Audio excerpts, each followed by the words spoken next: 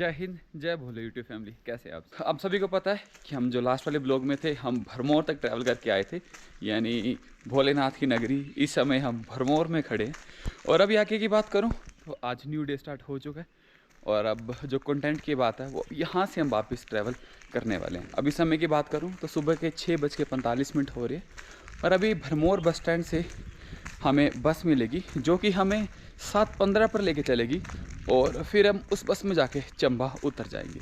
यानी जो हमारा ब्लॉग होने वाला है वो ब्लॉग हमारा भरमौर से लेके चंबा तक का। बाकी उससे पहले आप थोड़े से व्यू देखें। 30 मिनट अभी पड़े हैं मेरे पास। मैं इस समय पट्टी बस स्टैंड से चला था न्यू बस स्टैंड के लिए, यानी 30 मिनट में मैंने 1 किलोमीटर ख़त्म करना है।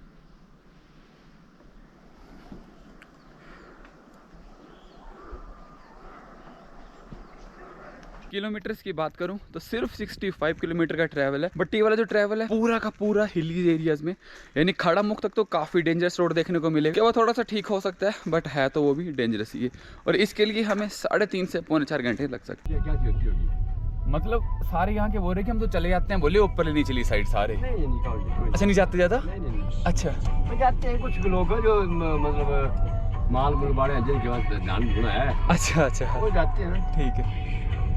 बाकी यहाँ से कहाँ जाना है, क्यों जाना है, क्या कमी क्या मेरे को तो इतनी शांति लगी ना यहाँ पे कमी कि कोई नहीं, फिर क्यों जाना है। कुछ भोलेनाथ की नगरी है वो तो और कोई टेंशन ही नहीं।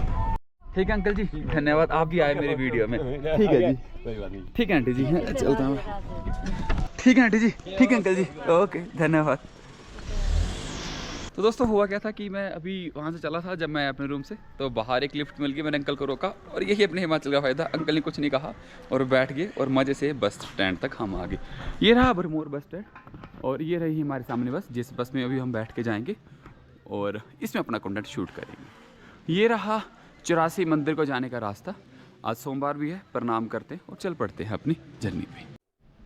84 मंदिर के इतिहास की बात करूं तो राजा साहिल वर्मन ने इस मंदिर का निर्माण करवाया था। कुरुक्षेत्र से जब 84 योगीश मणिमहेश यात्रा के लिए जा रहे थे तो उन्होंने यहाँ पे अपना निवास लिया था और उसी के बाद राजा ने यहाँ मंदिर निर्माण कराने की बात सोची थी। तो इसी से खुश होकर साधुओं ने वहाँ पे राजा को वरदान दिया था और जिस वरदान में उन्हें 10 लड़के और एक पुत्री प्राप्त हुई थी और उसी पुत्री का नाम ही उन्होंने चंपावती रखा था, जिसके नाम पर ही चंबा का नामकरण हुआ। पुराणताओं के अनुसार ऐसा माना जाता है कि 84 मंदिर में 84 शिवलिंग इस समय में विराजमान। अपनी यात्रा की बात करें तो आज की यात्रा हमारी प्राइवेट फर्म की बस के साथ होने वाली है। कमल बस में ही आज हम डिपार्चर करेंगे, जो कि नूरपुर के पास कोटला से ऑपरेट की जाती हैं। बाकी अपने कंपटीटर बस की बात करूं तो हमारे साथ साथ ही नेशनल बस भी जाने वाली है, जो कि बाया जोत होते हुए कांगड़ा पालनपुर के लिए जाएगी और हमारी बस बाया बनीखेत होते हुए बनीखेत लाहड़ू होते हुए नूरपुर और कांगड़ा के लिए जाएगी।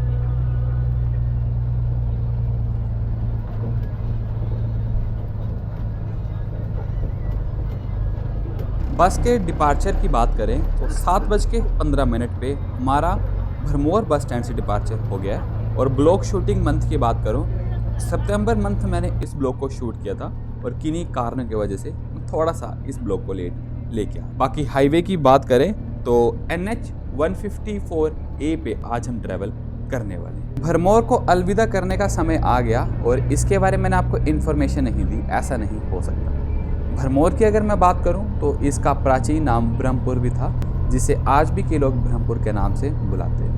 2100 मीटर की एलिवेशन पे हम इस समय थे और अब हम यहाँ से डाउन की तरफ को जा रहे हैं। बाकी एंशिएंट टाइम में बात करूँ तो एक समय था जब भरमौर चंबा की कैपिटल भी हुआ करे। अपने किराए की बात करूँ तो भरमौर से चंबा तक मुझे 140 रुपये कमल बस को देने पड़े। भरमौर की बात करें तो भरमौर को भोले की नगरी या लैंड ऑफ शिवा के नाम से भी जाना जाता है। अगर आपने मणिमहेश का ट्रैक करना है तो आपको पहले भरमौर ही आना पड़ेगा, देन भरमौर से आपको हड़सर जाना पड़ेगा और हड़सर से फिर आप आगे ट्रैक को स्टार्ट कर सकते हैं। अगर मैं इस वैली की बात करूं तो ये वैली पीर पंजाल और धौलाधार के बिल्कुल सेंटर में ही लाई करती है। बुद्ध हिल वैली में आपको भरमौर देखने को मिल जाए।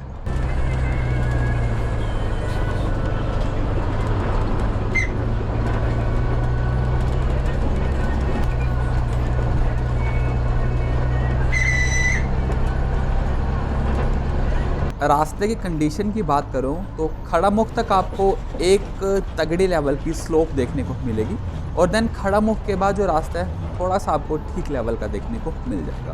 मेरा निवेदन आप सभी से ऐसा रहेगा कि अगर आप कार वगैरह में यहाँ पे आ रहे हैं तो प्लीज़ थोड़ा ध्यानपूर्वक खड़ा मुख तक चलें, उसके बाद आप थोड़ी सी स्पीड को पकड़ सकते हैं। बाकी सबसे बड़ी कठिनाइयाँ हमें इस रास्ते पे क्रॉसिंग की देखने को मिलेंगी। अभी तक तो कोई आई नहीं है, अगर सामने आएगी तो मैं आपको जरूर दिखाऊंगा।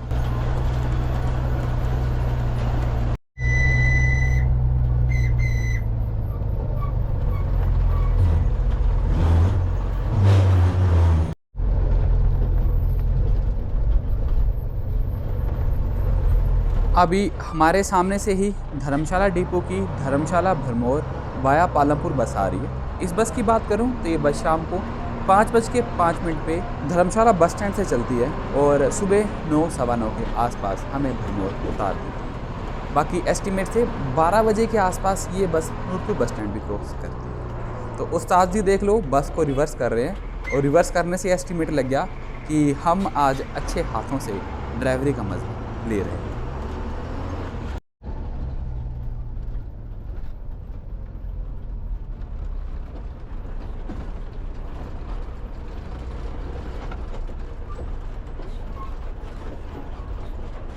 से जो गाड़ी चढ़ाई पे आ रही है उसको फर्स्ट प्रेफरेंस दें, जैसा कि अभी हमारे उस्ताद जी ने किया है कि ट्रक इस टाइम लोड था जो कि चढ़ाई चढ़ के आ रहा था, इसको प्रेफरेंस देने के लिए पहले से ही यहाँ पे साइड पे खड़े हो गए ताकि ट्रक को कोई भी दिक्कत का सामना ना करना पड़ सके।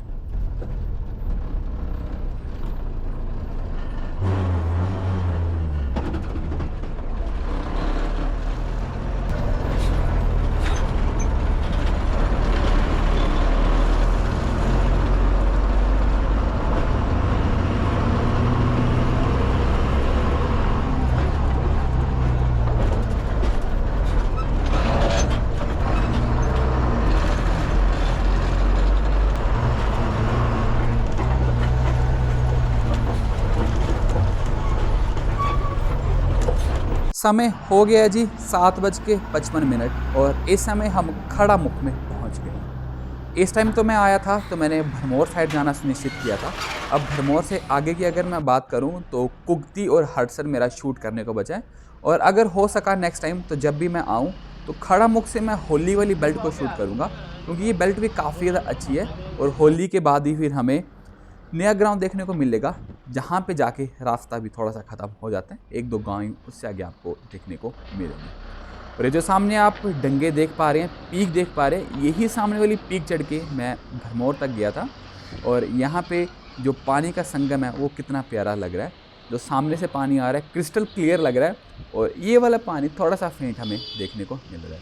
यहीं से ही लेफ़्ट में आपको चमेरा 3 डैम भी देखने को मिल जाएगा। बाकी 10 मिनट की यहाँ पे हमारी ब्रेक होने वाली है और 8:05 पे अब हम यहाँ से डिपार्ट होंगे।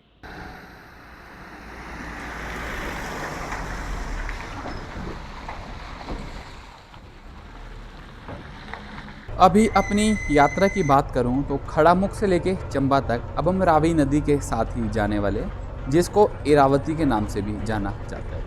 अब इसी नदी के ऊपर हमें 2 डैम देखने को मिलेंगे। एक तो चमेरा 3 डैम पीछे रह गया, ये खड़ा मुख के पास था, और चमेरा 2 डैम के ऊपर से हम क्रॉस होके जाएंगे। चमेरा 1 की बात करूँ जो भलई माता के पास है, वहीं पे ही हमें चमेरा 1 डैम देखने को मिलता है। इस समय हम खड़ा मुख टनल में एंटर कर गए हैं। टनल की लेंथ की बात करूँ तो अप्रोक्सीमेशन में हमें इसकी लेंथ 1.5 से 2 किलोमीटर के आसपास इसकी लेंथ देखने को मिल जाती है। ये पूरी टनल रफ सी बनाई गई है, यानी स्ट्रेंथ इसमें काफ़ी ज़्यादा मजबूत है। नीचे इसमें सीमेंटेड रोड है और ऊपर इसमें जो मिट्टी से लेवल है उसको बराबर किया गया, यानी सिर्फ कटिंग इसकी की गई है, प्लास्टर इसमें नहीं लगाया गया। ऐसा माना जाता है कि विंटर्स में जब टनल के पास हम होते हैं तो यहाँ पे बिल्कुल भी बर्फ़ नहीं होती और जैसे ही हम टनल क्रॉस करते हैं तो हमें काफ़ी हद तक बर्फ़ भी देखने को मिल जाती है।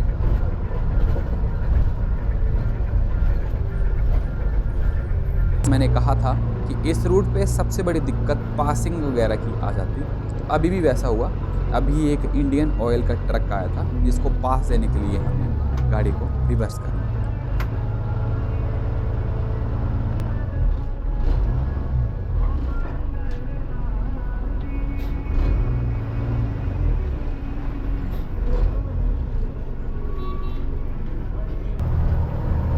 और ट्रक से थोड़ा सा ही आगे बढ़े थे कि HITC की चंबा डिपो की एक दूसरी बस भी आ गई।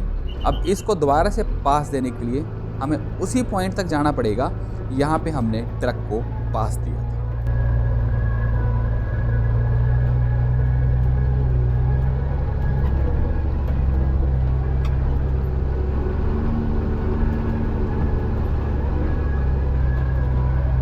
बैजनाथ होली नयागराव, अभी ये बस गई है और नयागराव जाके इस रूट को ख़त्म करेगी।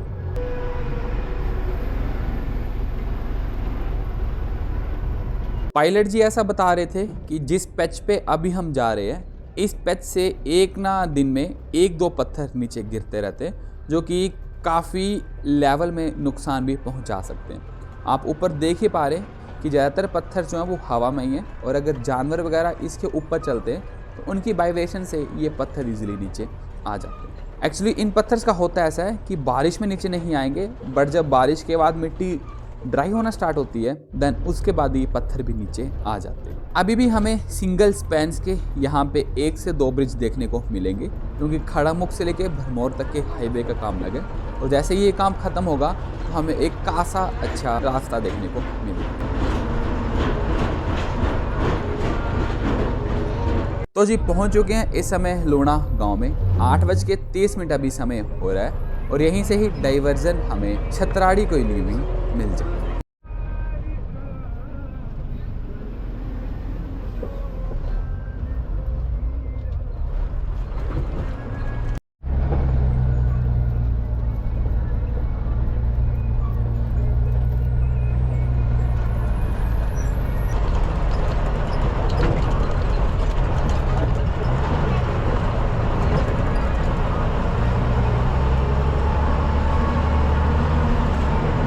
हमारे से आगे आगे HITC चंबा डिपो की BS6 टाटा बस जा रही है।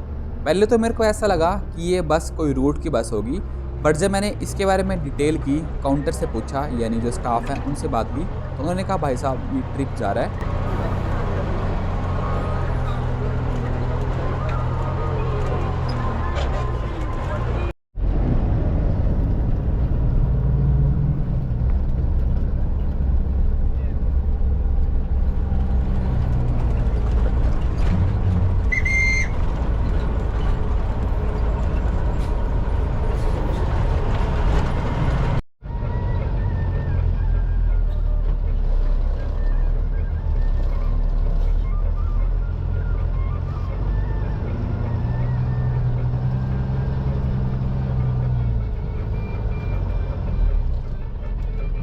भरमौर की वादियों में आप घूमने आए, चंबा आप घूमने आए, और आपको यहाँ के बकरियाँ वगैरह देखने को ना मिले तो ऐसा नहीं हो सकता। और वही सीन इस समय हमारे साथ हुआ है, यानी हम चले थे चंबा की तरफ को, और हमारे सामने ही बकरियाँ वगैरह भी चल पड़ी हैं, गोट शिप सब कुछ भी नहीं कह सकते हैं, जो कि काफ़ी अच्छी ब्यूटी हमें दे के जा रही है। अगर लोकल लैंग्वेज में देखा जाए तो भेड़ पालक इन सभी को बोलते हैं, और ये यहाँ की ही ट्राइब है भरमौर की, जो कि भेड़ों को पालने का काम करते हैं, और इनकी ऊन बेच के या इनके दूध बेच के ये फिर अपनी इनकम सोर्स को भी बढ़ाते हैं।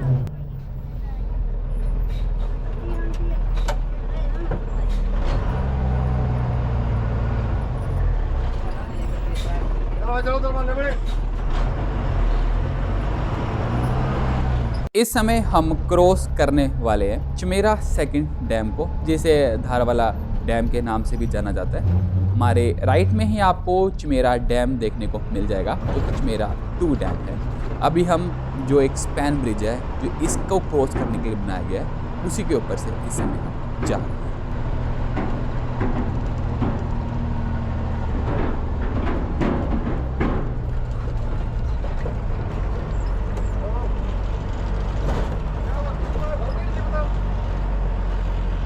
जितना खतरनाक रास्ता था वो सारा अब ख़त्म हो चुका है, और अब यहाँ से चंबा बस स्टैंड का नज़ारा बेहद सा अच्छा हमें देखने को मिलेगा। अच्छा छोड़ो, यानी काफ़ी प्लेन और काफ़ी अच्छी स्पीड में अब हम यहाँ से चंबा बस स्टैंड के लिए जा सकते हैं। और अब यहाँ से आगे बस स्टैंड की बात करूँ तो 30 से 45 मिनट के अंदर हम बस स्टैंड में पहुँच जाएंगे।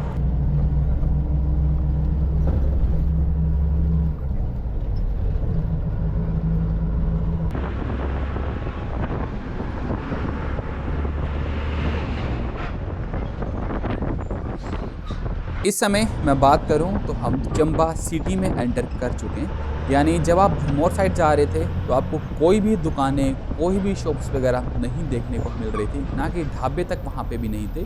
और जैसे ही हम चंबा में एंटर किए तो यहाँ पे आपको देखना कितनी अच्छी अच्छी दुकानें और कितने अच्छे अच्छे प्लेसेस भी देखने को मिल जाएंगे। तो बाकी जी हर जगह की अपनी अपनी ब्यूटी होती है। कोई अपने पहाड़ों के लिए जाना चाहता है, कोई अपनी मार्केट के लिए जाना चाहता है। यानी मैं कंपैरिजन कभी भी इन चीज़ में नहीं कर सकता। आगे स्टॉप की बात करूं तो भरमौर चौक इस समय हम क्रॉस कर रहे हैं और भरमौर चौक के बाद ही अब हम बस स्टैंड पहुंचने ही वाले हैं।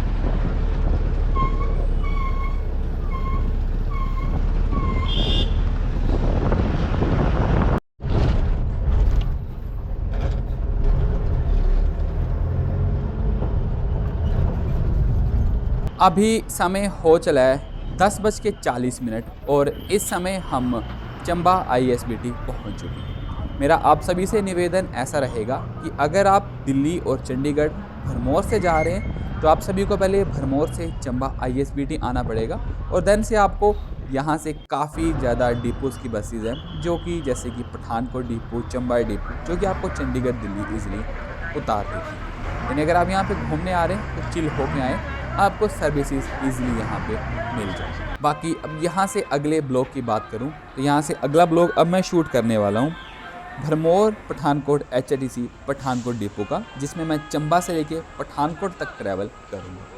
हमारी बस अब यहाँ पे 40 मिनट रुकने वाली है और 11:20 समय हो चला है हमारी बस का यहाँ से डिपार्चर लेने का। अब ये बस 3 बजे के आसपास नूरपुर बस स्टैंड पहुँचेगी। अभी इस समय तक नेशनल बस ने भी बस स्टैंड पे आ जाना था, बट जब मैंने पता किया तो ऐसा पता लगा कि उस बस का टायर पंचर हो गया है, जिसके चलते वो बस अभी तक चंबा नहीं आई है। अगर मैं नेशनल की बात करूं तो वो बस वाया जोत होते हुए जाती है और नूरपुर कमल बस से पहले ही हमें उतार देती है।